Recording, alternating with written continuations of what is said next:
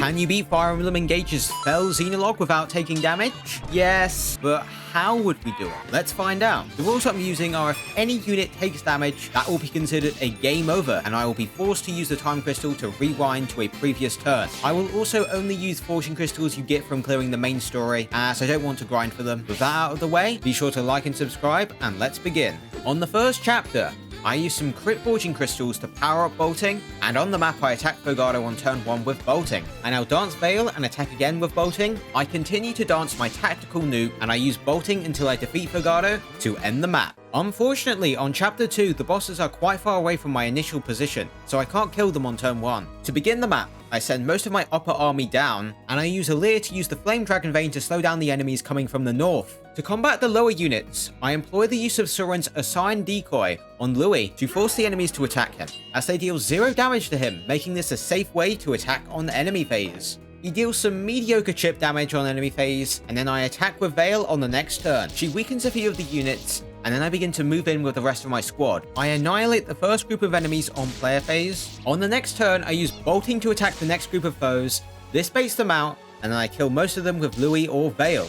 I try to hold the area with the emblem tile so I can pelt the 2 bosses with bolting, but some reinforcements show up and I have to fight them off. They don't cause me too many problems, but by the time I'm done with them, some reinforcements show up to the north, so I have to deal with them. Eventually, I get an opportunity to blast Saline with bolting. This baits out both her and Alfred. I unfortunately get sandwiched between enemies from both the north and south, and I just barely manage to stay safe for the next enemy phase. I now clear out some of the enemies at the bottom of the map to bide some time, as Veil picks up the Emblem energy tile, and she blasts one of Saline's HP bars from afar. Now a few enemies from the south move in, so I use the Flame Dragon Vein to slow them down, and I also use Soren's Engage attack combined with Elf Thunder to take out Saline. I now almost get surrounded by enemies on all sides, so I use Corin's Engage attack to keep my units safe from the enemies to the west. To take out the upper armor knight, I use Celestia with Seraphim. I also attack Alfred with Veil to weaken him. On the next turn, I send in Celestia with Warp Ragnarok to take out his first HP bar. His next HP bar was easy to take out thanks to a crit bolting. I now dance Veil and land another crit bolting to end the chapter. Chapter 3 features a slight difficulty spike for this challenge, as we now face magic cannoneers who can attack from very far away, and we also fight a large amount of enemies near our starting position, making it hard to position to prevent damage. To begin the map, I buff up Louis and Veil and use a Sign Decoy on Louis. I then place him in range of a large amount of enemies on enemy phase.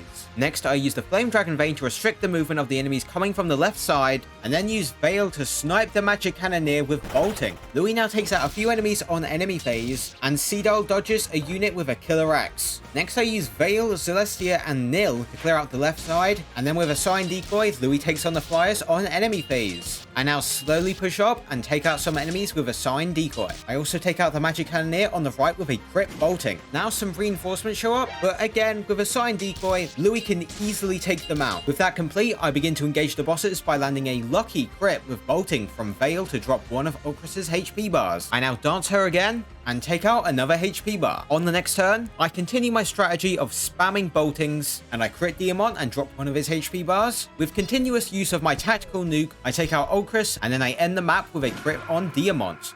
On chapter 4, I push up and take out the enemies on the right, and I begin to push in that direction. I continue to rely on the offensive powerhouse Veil to clear out the enemies on the right side, while Louis and a Sign Decoy holds off the enemies approaching from the left. Now a large amount of reinforcements approach me from the right, so I employ the use of Soren's Engage attack to defeat a large amount of enemies, and fortunately I'm able to take out the remaining enemies without any problems. Another wave of reinforcements shows up to the right, but fortunately my units are positioned to easily deal with them. I use Celestia to take out the sniper, then I use Override to weaken the 2 Swordmasters. This allows for Alear and Gregory to kill them, and then Veil can easily clear up the remaining 2 enemies. On the following turn, Tamara moves down, so I demolish her first HP bar with Veil's bolting, and I end the next HP bar with a bolting crit. I now slowly take care of the northern enemies, and I regain Veil's engage meter. I now wait for Ivy to move in range of my units, and I nuke her with bolting to beat another easy chapter. Chapter 5 is a map that would be quite difficult for this run if I had to do it normally. Fortunately, you can do it in one turn, if you prepare carefully. Unfortunately, I forgot to inherit a few skills, so instead I have to go for a turn 2 boss kill. I begin the map by pushing to the right side, and I position to pelt Nil on the following turn. I now have to get fortunate enough that I dodge a few attacks on enemy phase. On the next turn, I begin my assault by using Warp Ragnarok to send in Gold Merrick to set up for some chain attacks. Nil now spawns in powerful reinforcements, forcing me to complete the map on this turn. I now move my crit boosting supports in range, and I begin to pelt Nil with bolting. Nil's sky high res means I have to rely on Blue Sky's true damage and chain attacks to deal any meaningful amount of damage to him.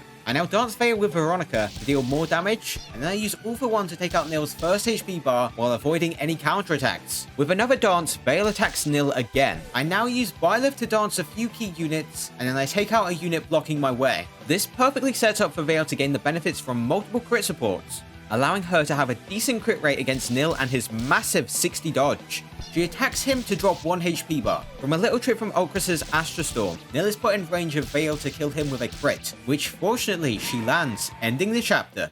On Chapter 6, you can beat Nil in 1 turn if you have access to Reprisal to significantly boost your damage. Unfortunately, we can't use this, but I accidentally find out that if you crit Nil, you can actually damage him, even if the displayed damage is 0.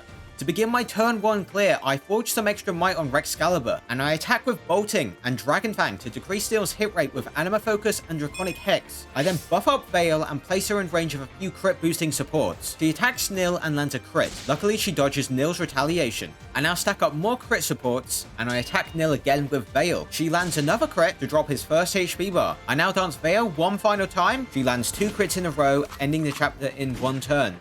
In conclusion, I don't even know why Veil deals damage in the final map, but my best guess is Nil's 50 damage reduction is a flat amount, and critting would increase the damage enough that it would exceed 50, causing Veil to deal damage. Overall, the run was not too hard to execute, I just had to get a few lucky crits. If you enjoyed this video, be sure to subscribe, as my next video will be covering my best attempt at a no damage run of the main game. Bye!